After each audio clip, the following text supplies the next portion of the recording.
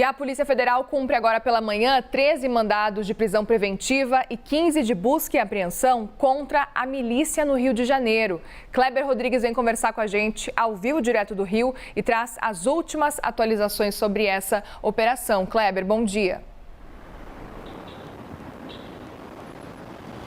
Oi, Muriel, muito bom dia para você também, uma excelente quarta-feira para quem acompanha a gente. Essa operação que começou nas primeiras horas da manhã envolve 80 agentes da Polícia Federal e também agentes do Grupo de Repressão ao Crime Organizado do Ministério Público, o GAECO.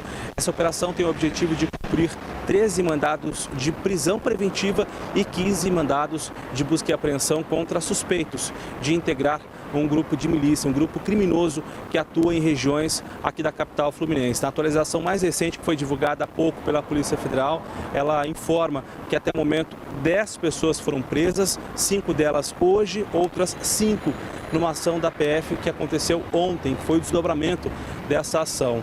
Até agora também, de acordo com essa atualização divulgada, portanto, pela Polícia Federal, 10 pessoas foram presas, né? E também alvos já foram cumpridos em relação a esses mandados de busca e apreensão. A Operação Embryo, que faz menção, né? Uma tradução aqui para o português, embrião, uma menção ao primeiro grupo de milícia que passou a atuar na capital fluminense. Essa ação que começou ontem com a prisão do miliciano Tailon de Alcântara Barbosa. Ele foi preso na Barra da Tijuca, na zona oeste da capital fluminense. Além dele, o pai desse miliciano também foi preso e outros 3 homens armados que faziam a segurança do grupo também foram presos pela PF e pelo GAECO. Entre eles, 2 policiais militares da ativa e 1 militar do Exército. Bom, só para lembrar, né, para quem está acompanhando agora a CNN, o miliciano Tailon de Alcântara, que foi preso ontem, era alvo de outros criminosos que assassinaram 3 médicos e deixaram um gravemente ferido no começo do mês passado em um quiosque na Barra da Tijuca. De acordo com as investigações, o médico Perseu Almeida foi confundido com o miliciano Tailon Barbosa, que foi preso ontem pela PF e pelo Ministério Público. O MP aqui do Rio aponta que o Tailon é chefe de um grupo de milícia que disputa território com uma facção criminosa também aqui na capital. Essa guerra, né, entre os grupos de milícia e traficantes, né, grupos criminosos que colocam no fronte dessa batalha a população de bem e que provoca vítimas como, por exemplo, esses 3 médicos assassinados no mês passado. Eu volto contigo, Muriel. Obrigada, Kleber, pelas informações. Leandro Rezende está aqui comigo, quase entrando na tela, com saudade de você, com esse seu retorno aí das férias.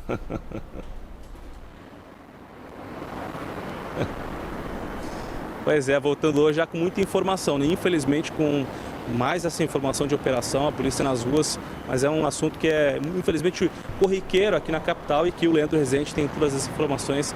É a pessoa mais adequada para falar sobre esse assunto, Muriel. Maravilhoso. O amigo é assim, né? Amigo é para essas coisas, né? Exatamente. Um levanta o outro. É o dedo duro que ele tá voltando de férias, ele me dá uma exaltadinha e tá tudo certo.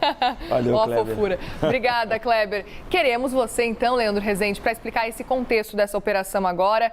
A gente ouvia Kleber falando sobre essa relação dessa milícia que teria matado aquele médico, isso semanas atrás. Quero te ouvir, aqueles médicos, né? Quero te ouvir sobre esse ponto também e essa relação dessa milícia e dessa operação. São 2 coisas que são fundamentais para a gente separar um pouco, né, do que a gente está observando nessa operação de hoje. Primeiro ponto, essa milícia, até o nome da operação faz menção a isso, é a milícia de Rio das Pedras, uma área da zona oeste do Rio de Janeiro, onde se entende que as milícias se estruturaram, se organizaram de um ponto de vista bélico, financeiro, isso tudo começou lá nos anos 70. Por isso que essa operação tem o nome de embrião, né? Fazendo menção ali a esse começo. Anos atrás já teve uma operação que fazia menção ao fato de todo mundo saber onde essa milícia atuava e ninguém jamais ter prendido essas pessoas. Uma operação de 2019 chamada Operação Intocáveis, que foi feita pelo Ministério Público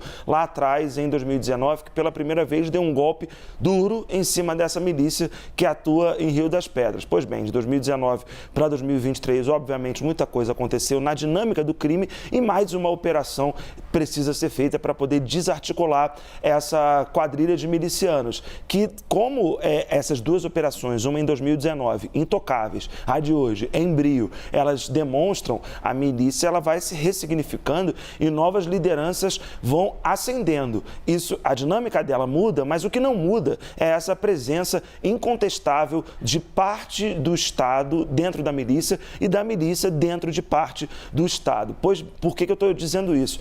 Ontem, quando os líderes dessa milícia foram presos pela Polícia Federal, você tinha ali 2 policiais militares e um militar do Exército fazendo a segurança dos milicianos, ou seja, trabalhando para a milícia. O que torna aquela frase do governador Cláudio Castro de quem tentar desafiar o Estado vai sofrer as consequências, enfim, ele fez aquela frase ali quando os ataques aos ônibus estavam acontecendo, ela é uma frase que ela tem uma força política grande, mas ela não menciona o fato de que há cada vez um número maior de agentes públicos envolvidos nas atividades de milicianos. E todas as iniciativas que são bem-vindas e foram feitas ali, ontem teve reunião do governo do Estado com o governo federal, o ministro Flávio Dino anunciou uma série de medidas, vem aí uma série de projetos para lidar com o poderio econômico, sobretudo, e bélico dessas quadrilhas que atuam no Rio de Janeiro. Mas pouco ou nada se fala sobre a presença de agentes do Estado entranhados dentro dessas milícias. Se elas conseguem ter um poder tão grande e controlar uma área gigantesca como o Rio das Pedras há tantos anos, é porque há alguma anuência do Estado. Não estou falando aqui de gestão alguma, mas é algo que vem de décadas no Rio de Janeiro e que só mirando para isso que se vai ter uma operação que seja capaz de objetivamente dar conta dessas quadrilhas de criminosos. Teve uma em 2019 que mencionava o fato deles serem intocáveis. Agora, em 2023, uma nova operação mencionando o fato desses milicianos serem o embrião da milícia no estado do Rio de Janeiro. Daqui a 4, 5 anos, a gente vai precisar ter uma outra operação ainda. É preciso que se tenha uma atuação ali firme para que evite essa necessidade e esse gasto todo. E, Muriel, a gente está num cenário geográfico no Rio de Janeiro e até geopolítico, em algum sentido,